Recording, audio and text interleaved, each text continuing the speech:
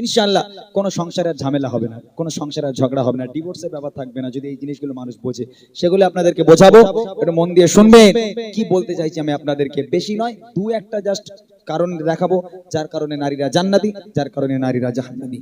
দু একটা কারণ, ওই কারণ দুটো কি আমি আপনাদের শোনাচ্ছি, মনোযোগ দিয়ে শুনবেন। বলি ও ফাতেমা স্বামীর সেবা কবো ছেড়ো না, বলি ও ফাতেমা স্বামীর সেবা কবো ছেড়ো না, স্বামীর পায়ের তলে বেহেশতে ভুলে যেও না, স্বামীর পায়ের তলে বেহেশতে ভুলে যেও না। বলি ও ফাতেমা স্বামীর সেবা কবো ছেড়ো না, বলি ও ফাতেমা স্বামীর সেবা কবো ছেড়ো না, স্বামীর পায়ের তলে বেহেশতে ভুলে যেও না, স্বামীর পায়ের তলে বেহেশতে ভুলে যেও না। স্বামীর কাছে আওয়াজ তোমার জোরে করো না, স্বামীর কাছে আওয়াজ তোমার জোরে করো না, স্বামীর পায়ের তলে বেহেশতে ভুলে যেও না, স্বামীর পায়ের তলে বেহেশতে ভুলে যেও না। বলি ও ফাতেমা স্বামীর সেবা কবো ছেড়ো না, বলি ও ফাতেমা স্বামীর সেবা কবো ছেড়ো না, স্বামীর পায়ের তলে বেহেশতে ভুলে যেও না, স্বামীর পায়ের তলে বেহেশতে ভুলে যেও না। দুনিয়ার বুকে আম্মাজান ফাতেমার মতো গরিব আর কেউ হবে না, আম্মাজান ফাতেমার মতো গরিব আর কেউ হবে না। কেমন গরিব ছিল জানেন? আম্মাজান ফাতেমা পেটে পাথর বেঁধে রেখেছে, হযরত আলী পেটে পাথর বেঁধে রেখেছে, 2 দিন হয়ে যায় 3 দিন হয়ে যায়, খাওয়া হয় না, চুলো জ্বলে না।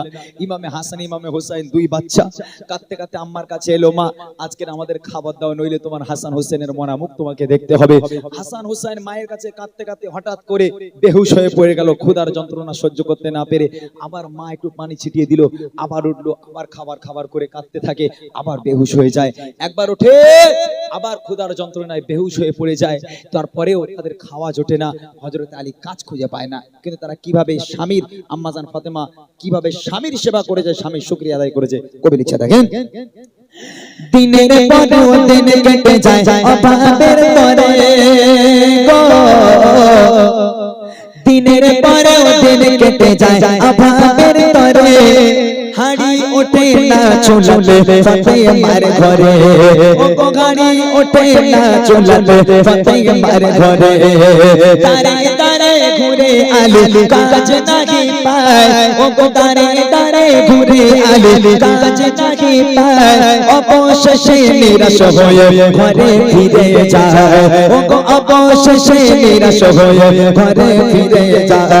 না খেয়েও বিবি স্বামীর শুকর করতে ভোলে না, না খেয়েও বিবি স্বামীর শুকর করতে ভোলে না, স্বামীর পায়ের তলে বেহেশতে ভুলে যেও না, স্বামীর পায়ের তলে বেহেশতে ভুলে যেও না।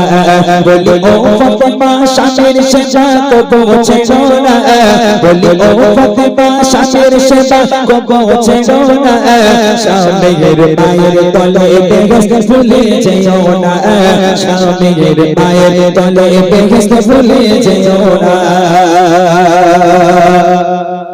হযরত আলী কাজ পেল না, এখন নিরাশ হয়ে ঘরে ফিরে এলো, ফাতেমার ঘরে নিরাশ হয়ে মনটা মলিন করে দরওয়াজার গোড়ায় দাঁড়িয়ে ফাতেমাকে ডাক দেয়, ফাতেমা দরজা খোলো।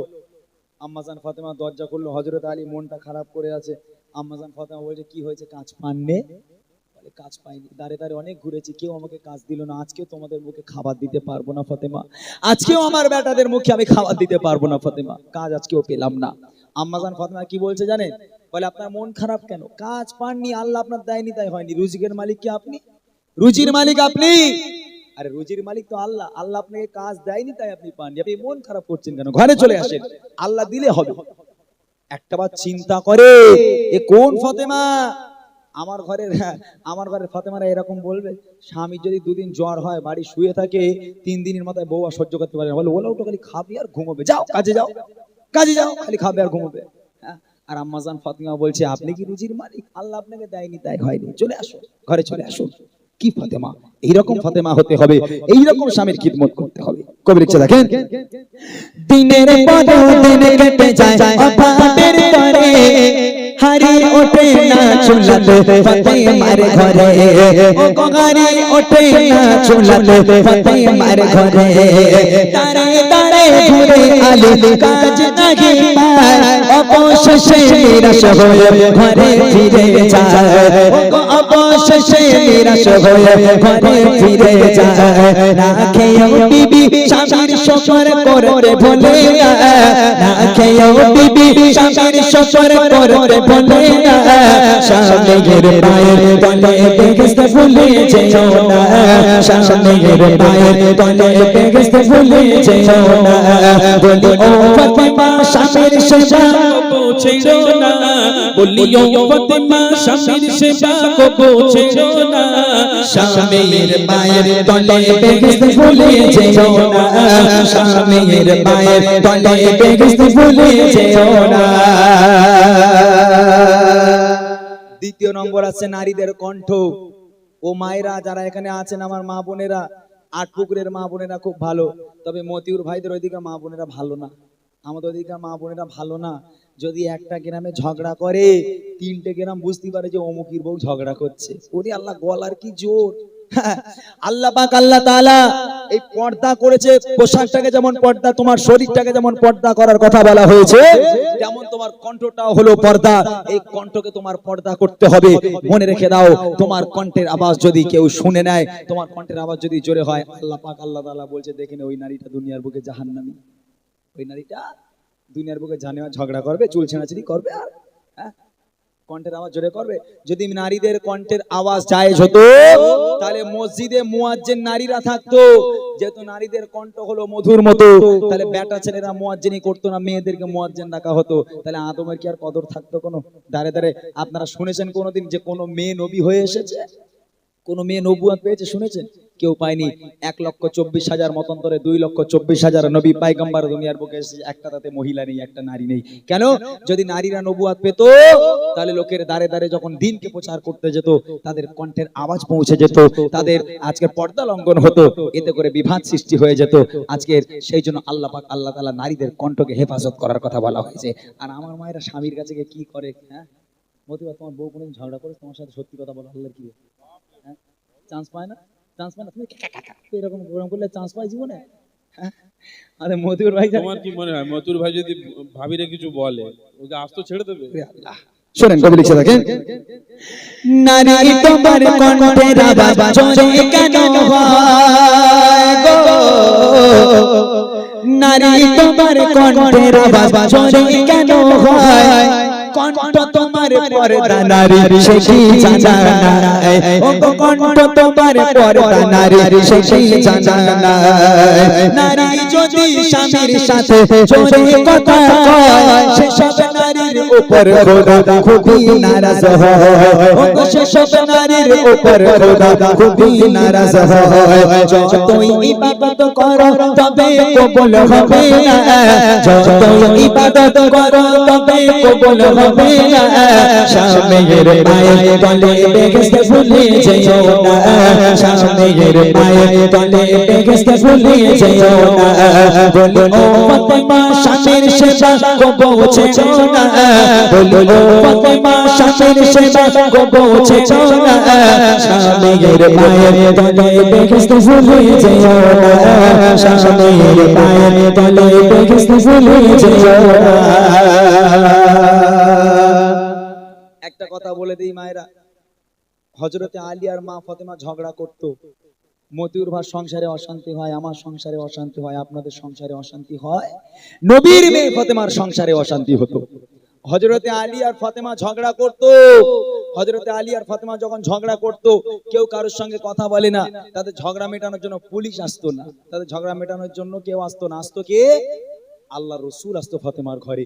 দরজা টোকা মারলো, ফাতেমা দরজা খোলো, আম্মাজান ফাতেমা মনটা মলিম করে আছে। আল্লাহ রসুল বলছেন, ও ফাতেমা আলীর সঙ্গে ঝগড়া করেছো? মেয়ে বলছে, আপনার জামাই আমার এই করেছে, ওই বলেছে, হ্যান বলেছে, ত্যান বলেছে। জামাই বলছে, আপনার মেয়ে আমার সঙ্গে এমন করেছে, হ্যান করেছে, ত্যান করেছে, যেমন হয় আর কি। আল্লাহ রসুল একদিকে ফাতেমাকে শোয়াবে, একদিকে হযরত আলীকে শোয়াবে আর আল্লাহ রাসূল মাঝখানে ঘুমাবে। আল্লাহ রাসূল মাঝখানে শুয়ে দুই মেয়ে জামাইকে নিয়ে খোশ মেজাজে আনন্দ করতে করতে তাদের সঙ্গে গল্প করতে লাগবে, তাদের সঙ্গে মজার মজার কথা বলতে থাকবে, তারা খুব আনন্দ হাসি ঠাট্টা করতে লাগবে। এমন তো অবস্থায় এক পর্যায়ে গিয়ে হযরতে আলী আর ফাতেমার আবার মিলন হয়ে যেত, হাসতে হাসতে মিলন হয়ে যেত, আবার তাদের ঝগড়া মিটে এক হয়ে যেত। আর আমার ঘরে যদি ঝগড়া হয় মতিউর ভাই, স্বামী যদি একটা বউকে চড় মারে, ও বউ আব্বা শিগগির এসো তোমার জামাই আমার মেরেছে, আর আমাদের শ্বশুর আল্লাহ রাসূলের মতন হবে, আমাদের শ্বশুর বলবে এই খুকি খবরদার জামাই যেন পালাতে না পারে, আমি কুরুলে যাচ্ছে দু টুকরো করবো, আমার মেয়ের গায়ে হাত দিয়েছে, হয় না ও দু টুকরো করবো, আমার মেয়ের গায়ে হাত দেবো, আমি জীবন আমার মেয়ের গায়ে হাত দিই, তুই আমার মেয়ের গায়ে হাত দিবি জান না, দাঁড়া পুলিশ চলে যাচ্ছে, দু টুকরো করে পুলিশ হাতে ধরিয়ে দেবো। আমাদের শ্বশুর আল্লাহ রাসূল একদিকে ফাতেমাকে নেবে, একদিকে আলীকে নেবে, তাদের সঙ্গে আনন্দ করতে লাগবে, গল্প করতে লাগবে, তাদের ঝগড়া মিটে যেত। আর আমাদের ঝগড়া হলে শ্বশুর শাশুড়ি আসে সংসারটাকে তছনছ করে দিতে, সংসারটাকে ভেঙে দিতে আসে, ওই জন্য আজকে ডিভোর্সের চাপ বেশি। খবরদার আল্লাহ রাসূলের কাছ থেকে শিক্ষা নাও কিভাবে জামাই মেয়ের আজকে সম্পর্কটাকে আবার মধুর মতো করতে হয়। দুনিয়ার বুকে যদি কোনো নারী স্বামীর কাছে গিয়ে বলে তোমার সঙ্গে বিয়ে হয়ে আমার জীবন ধ্বংস হয়ে গেল, আল্লাহর কসম আল্লাহ পাক বলছে দেখেন ওই নারীটা দুনিয়ার বুকে জাহান্নামী, কোনোদিন সে জান্নাত পাবে না। এরকম আমাদের ঘরে মেয়েরা বলতেই হয়েছে তোমাকে বিয়ে করে আমার জীবন ধ্বংস হয়ে গেল, এরকম বলে না? খবরদার মা, যদি কোনো নারী স্বামীর কাছে গিয়ে বলে যে তোমার সঙ্গে বিয়ে হয়ে আমার জীবন শেষ হয়ে গেল, ওই নারী কোনোদিন জান্নাত পাবে না। যেহেতু ওই স্বামীর সঙ্গে বিয়ে হয়ে তোমার জীবন ধ্বংস হয়নি, তোমার জীবন তো ওপর থেকে সেট করে নিয়ে আসা হয়েছে, তার বাম পাঁজরের হাড় থেকে তোমাকে তৈরি করা হয়েছে, ওপর থেকে তোমাকে সেট করে দুনিয়ার বুকে পাঠানো হয়েছে, ওর সঙ্গেই তো তোমার বিয়ে হবে, তাহলে ওর সঙ্গে বিয়ে হয়ে তোমার জীবন ধ্বংস কি করে হলো? খবরদার মা, এদিক থেকে সাবধান। স্বামী এমন একটা জিনিস, স্বামীর সেবা করবেন, স্বামীর কাছে মাথা নত করে কথা বলবেন, স্বামীর ইত্তেবা করবেন এবং স্বামীকে সম্মান করবেন, তাকে ভালোবাসবেন, আমার আল্লাহ খুশি হবে। যেহেতু আপনাদের জান্নাত স্বামীর পায়ের তলায়। কবি লিখছে দেখেন, নারী তোমার কণ্ঠের আওয়াজ জোরে কেন হয়, কণ্ঠ তোমার পর্দা নারী সে কি জানা না, ও কণ্ঠ তোমার পর্দা নারী সে কি জানা না। নারী যদি স্বামীর কাছে জোরে কথা কয়, সে সব নারীর উপর খোদা খুবই নারাজ হয়, ও সে সব নারীর উপর খোদা খুবই নারাজ হয়। যতই ইবাদত করো তবে কবুল হবে না, যতই ইবাদত করো তবে কবুল হবে না।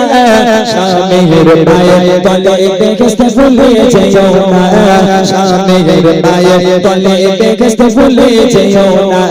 বলি ও ফাতেমা স্বামীর সেবা কবু ছেড়ো না, বলি ও ফাতেমা স্বামীর সেবা কবু ছেড়ো না। স্বামীর পায়ের তলে বেহেশত ভুলে যেও না, স্বামীর পায়ের তলে বেহেশত ভুলে যেও না, স্বামীর পায়ের তলে বেহেশত ভুলে যেও না।